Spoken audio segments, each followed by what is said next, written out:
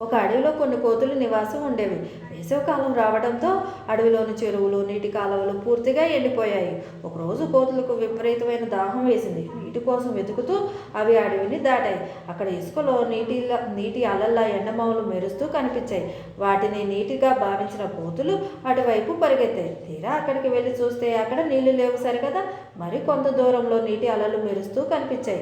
దానితో కోతులు తిరిగి ముందుకు పరిగెత్తాయి. ఈ విధంగా కోతులు ఆ ఎండలో ఎండమావుల వెంట నీటి కోసం వెతుకుతూనే ఉన్నాయి.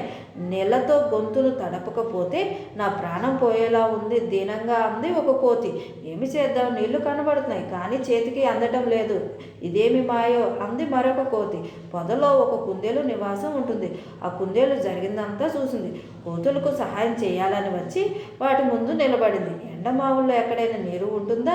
దగ్గరలో చెరువు ఒకటి ఉంది, అక్కడికి వెళ్ళి మీ దాహం తీర్చుకోండి అని చెప్పింది. ఇది విని కోతులకు చాలా కోపం వచ్చింది. మేము తెలివి తక్కువ వాళ్ళ ఉన్నామా అంటూ ఒక కోతి కుందేలు పైకి దూకి దాని మెడ పట్టుకుంది. నేను చెప్పింది నిజం, నా మాటలు నమ్మండి, భయంగా అరిచింది కుందేలు.